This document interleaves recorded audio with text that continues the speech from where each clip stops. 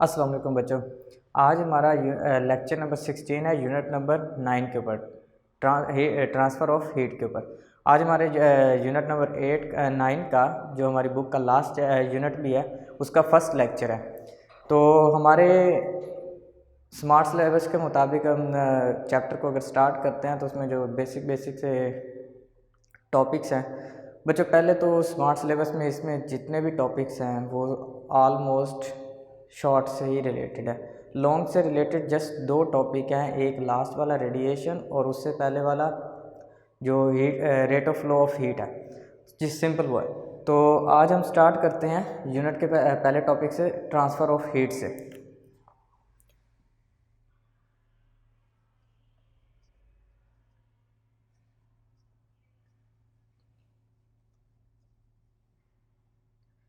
बच्चों जो पहला टॉपिक है वो यूनिट के नाम पे ही है, ट्रांसफ़र ऑफ हीट। बच्चों लफ्ज़ ट्रांसफ़र का लफ्ज़ी मतलब होता है तबादला या एक जगह से किसी दूसरी जगह चीज़ का मुंतकिल होना या इंतकाल। ऑफ हीट, हीट का या एनर्जी का एक जगह से दूसरी जगह इंतकाल कैसे होता है। हीट एक जगह से दूसरी जगह मुंतकिल कैसे होती है, इसको हम इस टॉपिक में डिस्कस करेंगे। बच्चों हमने मैटर की 3 बेसिक टाइप्स देखी थी और फोर्थ जो है वो कंसिडरेबल है बस। तो जो बेसिक 3 टाइप्स हैं, सॉलिड, लिक्विड एंड गैस, अगर उन पर थोड़ा सा गौर किया जाए तो उनमें बॉन्डिंग के बेस पे सबसे स्ट्रॉन्ग बॉन्डिंग सॉलिड्स के अंदर है, उसके बाद फिर लूज़ बॉन्डिंग होती है, थोड़ी सी मीडियम बॉन्डिंग कह लें, वो लिक्विड्स के अंदर है, और सबसे वीक बॉन्डिंग जो है वो गैस शेप में, ये गैस फॉर्म में। तो बच्चों हीट ट्रांसफ़र जो होती है, क्योंकि जितनी भी मटेरियल्स के अंदर एनर्जी ट्रांसफ़र होगी वो एटम्स, उस मतलब कोई भी मटेरियल है तो उस मटेरियल के अंदर जो एटम, जो उसका बिल्डिंग यूनिट है, तो बिल्डिंग ब्लॉक्स जो है वो ही एनर्जी कंटेन भी करता है और वही एनर्जी ट्रांसफ़र करने की वजह भी बनता है। तो जितने ऑब्जेक्ट हैं, हर ऑब्जेक्ट के अंदर अगर आपने एनर्जी फ़्लो करवानी है, एनर्जी उसके अंदर ट्रांसफ़र करवानी है, तो उसके अंदर सबसे पहले तो टेम्परेचर डिफरेंस होना चाहिए। मतलब दो बॉडीज़ के दरमियान में टेम्परेचर डिफरेंस होगा तो ही एनर्जी फ़्लो करेगी। जैसे हमने पिछले चैप्टर में पढ़ा था कि हीट फ़्लो तब करती है जब दो बॉडीज़ के दरमियान में टेम्परेचर का डिफरेंस पाया जाता है। मतलब एक बॉडी हॉट होनी चाहिए, दूसरी बॉडी कोल्ड होनी चाहिए, ताकि हॉट से कोल्ड बॉडी की तरफ हीट फ्लो कर सके या एनर्जी ट्रैवल कर सके।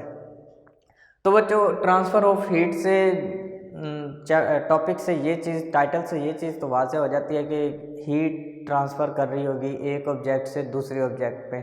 और पिछले चैप्टर से हमें ये भी क्लियर है कि हीट ट्रांसफ़र करती नहीं जब तक कि दो ऑब्जेक्ट के दरमियान टेम्परेचर का डिफरेंस ना हो। और अगर वो टेम्परेचर डिफरेंस होगा तो वो किस किस्म का होगा, क्या दोनों हॉट होंगे या दोनों कोल्ड होंगे या हॉट एंड कोल्ड होंगे।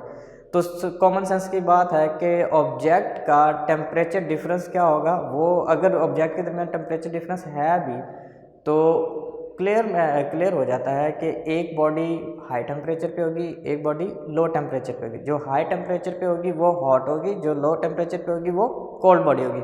और हीट हमेशा hot body to cold body transfer करेगी। तो बच्चों जो इसकी डिस्क्रिप्शन है, डिस्क्रिप्शन में तो काफ़ी सारी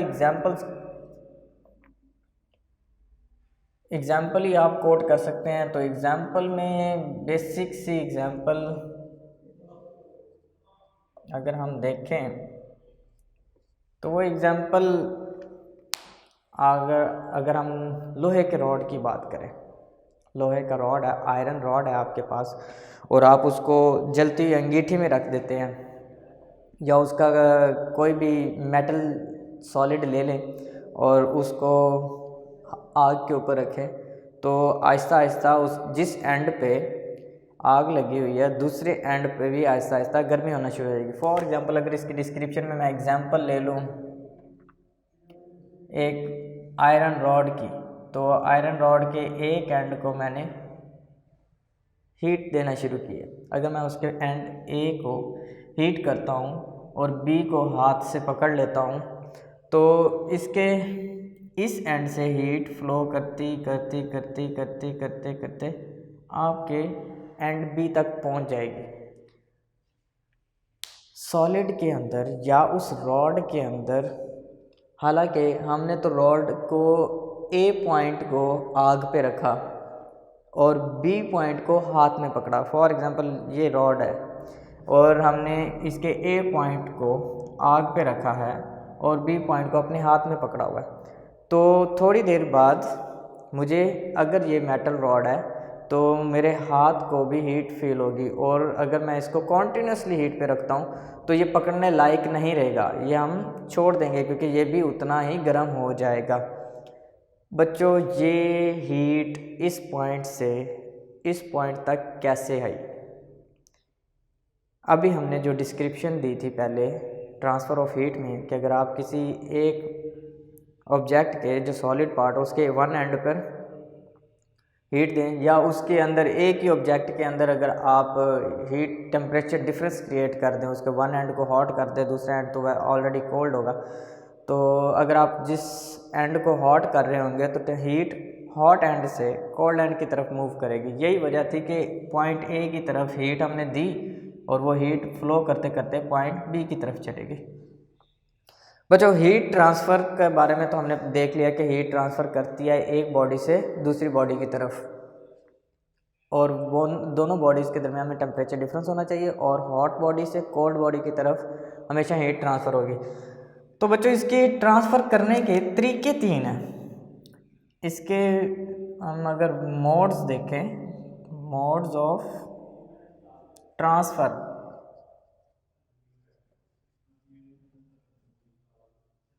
के हीट को मुंतकिल करने के कितने ज़रिए हैं? तो इसके 3 बेसिक ज़रिए हैं। सबसे पहला कंडक्शन, दूसरा पार्ट कन्वेक्शन का होता है, और तीसरा तरीका रेडिएशन है। मतलब दो बॉडीज़ जिनके दरमियान में टेम्परेचर का डिफरेंस पाया जाता है तो उनके दरमियान हीट फ़्लो कर सकती है, और वो हीट 3 तरीक़ों से फ़्लो कर सकती है। या तो वो कंडक्शन के ज़रिए से फ़्लो कर सकती है, या कन्वेक्शन के ज़रिए ट्रांसफ़र हो सकती है, या रेडिएशन के ज़रिए। तो इसमें जो हम आज के टॉपिक में कवर करेंगे वो होगी कंडक्शन। तो अगर हम कंडक्शन के बारे में देखें तो जिस तरह हमने पहले ट्रांसफ़र ऑफ हीट में छोटी सी बात डिस्कस की थी कि मैटर की 3 टाइप्स हैं, और तीनों टाइप्स अपनी बॉन्डिंग की वजह से डिफरेंट हैं। सॉलिड है, लिक्विड है, गैस है। जैसे वो बॉन्डिंग की बेस पर फिज़िकल शेप डिफरेंट रखते हैं, इसी तरीके से उनकी कुछ फिज़िकल प्रॉपर्टीज़ भी डिफरेंट हो जाती हैं, डिपेंड करती हैं उनकी फ़िज़िकल शेप की वजह के ऊपर।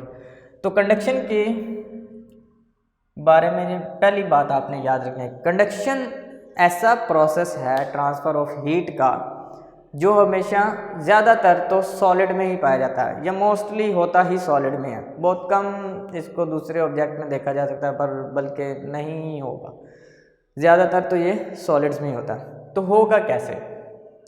सॉलिड्स के अंदर चूँकि एटम्स एक दूसरे के साथ बॉन्डेड होते हैं, क्लोजली पैक्ड होते हैं, तो आप अगर एक, जिस तरह पहले हमने रॉड की एग्जांपल ली, आयरन रॉड की, अगर आपने उसका वन एंड को हीट किया है तो उसके इस एंड में जितने भी एटम्स मौजूद हैं, क्योंकि वो सारे क्लोजली पैक्ड हैं, तो इस एंड के एटम्स जब हीट एब्जॉर्ब करेंगे, आग से जब एनर्जी को एब्जॉर्ब कर रहे होंगे, तो उनकी इंटरनल एनर्जी बढ़ेगी। इंटरनल एनर्जी बढ़ने से काइनेटिक एनर्जी, जो कि थर्मल एनर्जी भी कहलाती है, थर्मल एनर्जी बढ़ेगी, जिससे वाइब्रेशंस बढ़ेंगी, और उनकी वाइब्रेशन से दूसरे एटम्स के साथ इंटरेक्शन बढ़ेगा। जब दूसरे एटम के साथ वो इंटरेक्ट करेंगे तो जितनी एनर्जी उन्होंने खुद एब्जॉर्ब की होगी वो इंटरेक्ट करने के बाद दूसरे एटम को देंगे। दूसरा एटम उस एनर्जी को गेन करने के बाद अपनी उसकी भी वाइब्रेशन बढ़ जाएगी। इसी तरह एक एटम से दूसरे एटम में एनर्जी ट्रांसफ़र होगी, दूसरे से तीसरे, तीसरे से चौथे, और बढ़ते बढ़ते बढ़ते बढ़ते दूसरे एंड तक पॉइंट बी तक पहुंच जाएगी। जो पॉइंट बी के एटम्स हैं वो पॉइंट ए के एटम्स की थर्मल वाइब्रेशन के इंट्रैक्शन की वजह से जो फ्लो करती आ रही है काइनेटिक एनर्जी, उसको गेन करते करते पॉइंट बी के भी एटम्स उतनी ही एनर्जी को गेन कर लेंगे और विद द टाइम बीइंग उनका टेम्परेचर सेम वही टेम्परेचर हो जाएगा जो पॉइंट ए का था। तो सॉलिड्स के अंदर जितनी भी हीट एटम्स की वाइब्रेशंस या फ्री इलेक्ट्रॉन्स की वजह से एक जगह से दूसरी जगह ट्रांसफ़र होती है, उस ट्रांसफ़र को हम कंडक्शन मोड कहते हैं। तो अगर हमने इसको डिफाइन करना हो तो हम सिंपली ये कह सकते हैं the mode of transfer of heat by vibration by vibrating या वाइब्रेशंस ऑफ एटम्स और इलेक्ट्रॉन, क्योंकि मेटल्स में फ्री इलेक्ट्रॉन्स भी होते हैं, और इलेक्ट्रॉन्स फ्रॉम वन, बल्कि वन पार्ट की बजाय आप लिखें फ्रॉम हॉट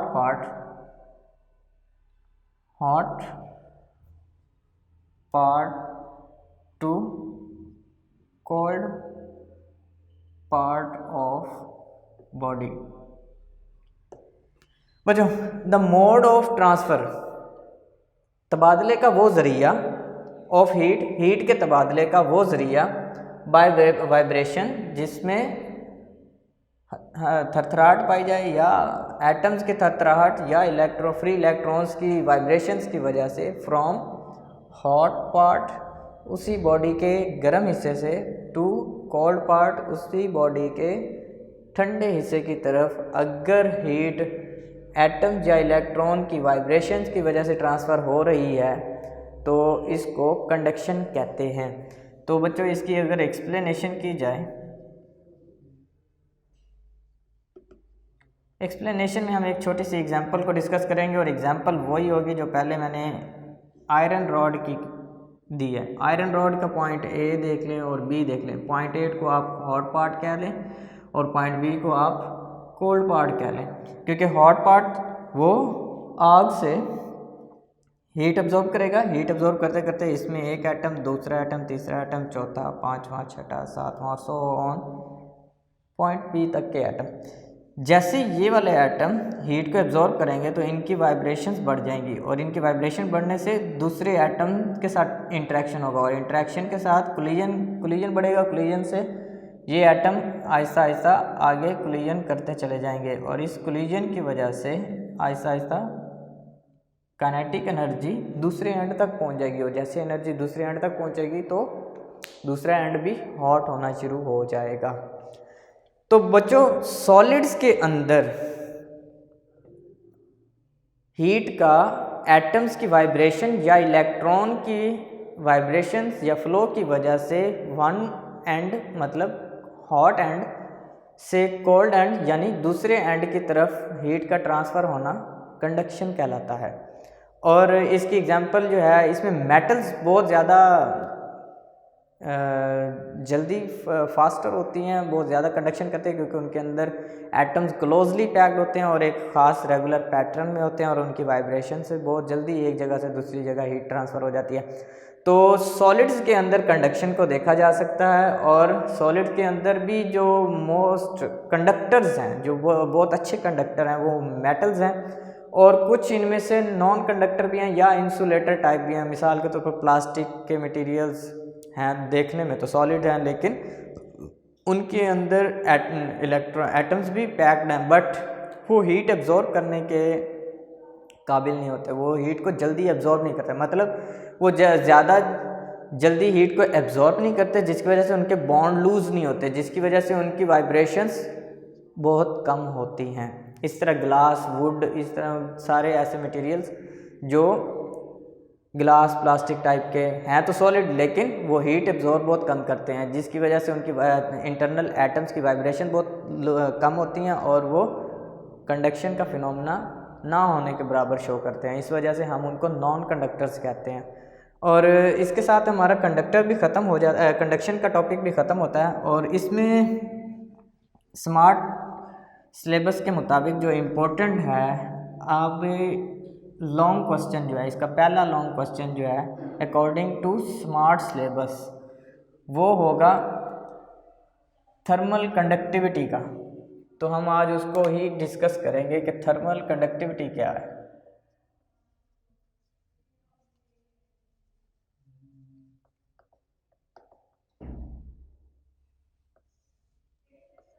थर्मल कंडक्टिविटी बच्चों, इसकी डेफिनेशन तो बहुत आसान सी है कि rate of flow of heat from one end to another, मतलब यूनिट टाइम में 1 सेकंड में किसी भी हॉट बॉडी से कोल्ड बॉडी की तरफ कितनी अमाउंट ऑफ हीट ट्रांसफ़र होती है, that is called thermal conductivity. तो अगर हम इसको, या rate of flow of thermal conduction ये भी कह सकते हैं आप। तो अगर हम थर्मल कंडक्टिविटी की डेफिनेशन करें तो हम सिंपल ये कहेंगे the rate of flow of heat per unit time,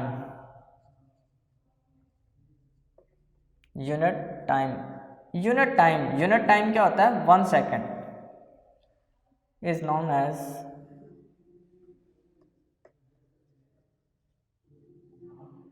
thermal conductivity.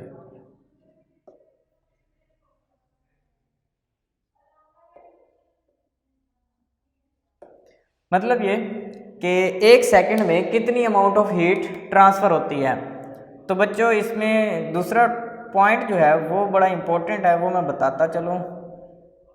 Factors, depending factors.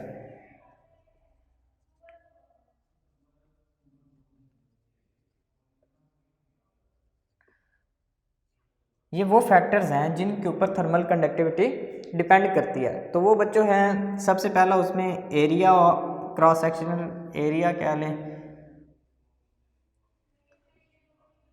Cross sectional area of object, दूसरा length of object,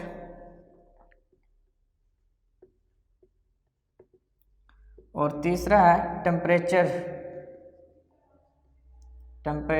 difference. Temperature का डिफरेंस लेना है, सिंपल टेम्परेचर काउंट नहीं करना है, क्योंकि उसके ऑब्जेक्ट के अंदर हम क्या देख रहे हैं, कंडक्टिविटी देख रहे हैं। तो कंडक्टिविटी में क्या था, वन एंड से दूसरे हॉट पार्ट से कोल्ड पार्ट की तरफ जो हीट ट्रांसफ़र कर रही है वो पर यूनिट टाइम कितनी है। तो बच्चों ये 3 फैक्टर्स को हम अभी इसकी एक्सप्लेनेशन में भी, या मैथमेटिकल एक्सप्रेशन भी कह लें, एक्सप्लेनेशन कहना चाहते हैं तो एक्सप्लेनेशन कह दें। तो हम इन्हीं 3 पार्ट्स को देखेंगे थर्मल कंडक्टिविटी। हम इसका अगर फार्मूला बनाना चाहें तो फार्मूला जो होगा थर्मल कंडक्टिविटी का वो कुछ इस तरह का होगा। थर्मल कंडक्टिविटी जो है अकॉर्डिंग टू डेफिनेशन वो क्या है,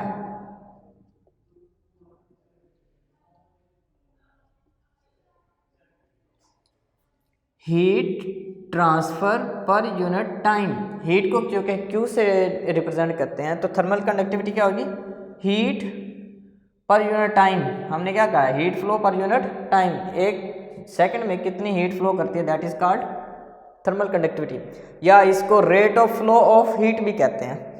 तो इसको अगर हम देखें तो ये थर्मल कंडक्टिविटी 3 पैरामीटर्स पर डिपेंड करती है, एरिया पर, ऑब्जेक्ट लेंथ पर और टेम्परेचर पर। तो हम अगर इसके फैक्टर्स को देखें किस तरह ये इफ़ेक्ट करते हैं, तो थर्मल कंडक्टिविटी के ऊपर, मतलब rate of flow of heat जो है वो एरिया के हिसाब से डायरेक्टली रिलेटेड होती है, एरिया के डायरेक्ट रिलेटेड होती है। मतलब अगर एक ऑब्जेक्ट का एरिया बड़ा है, क्रॉस सेक्शनल एरिया ज़्यादा है, तो हीट जल्दी से फैल जाएगी क्योंकि उसको सरफेस के ऊपर ज़्यादा एटम्स मिलेंगे और ज़्यादा क्लोज पैक्ड एटम एक दूसरे के साथ वाइब्रेशन इंट्रैक्शन करेंगे, जिसके साथ बहुत जल्दी कंडक्शन होगी। एक पॉइंट से दूसरे पॉइंट में जल्दी से इलेक्ट्रॉन्स फ्लो कर जाएंगे और हीट जल्दी ट्रांसफ़र होगी। तो हम कह सकते हैं कि rate of flow of heat जो है वो डायरेक्टली रिलेटेड है क्रॉस सेक्शनल एरिया से, और rate of flow of heat जो है वो इन्वर्सली रिलेटेड है लेंथ ऑफ द ऑब्जेक्ट के। मतलब अगर एक इतना सा ऑब्जेक्ट है तो यहाँ से अगर आप हीट करना शुरू करेंगे तो वो एटम को कम टाइम लगेगा पॉइंट बी तक आने में। इसी तरह अगर एक ऑब्जेक्ट इतना और दूसरा ऑब्जेक्ट इतना बड़ा ले लेते हैं आप, तो पॉइंट ए से पॉइंट बी तक जाने के लिए उसको ज़्यादा टाइम लगेगा, मतलब ज़्यादा एटम्स की इंट्रैक्शन चाहिए होगी, और लेंथ जितनी बढ़ती चली जाएगी रेट फ्लो उतना कम होता चला जाएगा। तो हम कह सकते हैं कि रेट ऑफ फ्लो जो है वो इन्वर्सली रिलेटेड है लेंथ के, और टेम्परेचर डिफरेंस के डायरेक्टली रिलेटेड है। टेम्परेचर के डेल्टा टी के ये डायरेक्ट रिलेटेड है। मतलब ये कि टेम्परेचर जितना ज़्यादा होगा रेट फ्लो भी उतना ही ज़्यादा होगा, उतनी ज़्यादा एनर्जी एक सेकंड में एक जगह से दूसरी जगह ट्रांसफ़र होगी। तो हम इसको ये भी लिख सकते हैं T1 minus T2 initial minus final. मतलब इनिशियल वो टेम्परेचर है जहाँ T1 जहाँ पर जिस पार्ट को आप हॉट कर रहे हैं, और T2 वो पार्ट होगा जो अभी कोल्ड है। तो अगर हम इन तीनों एक्सप्रेशंस को, जिसकी लेफ्ट हैंड साइड सेम है Q ओवर T है, कंबाइन करें तो ये बनेगा कुछ A T1 minus T2 divided by L।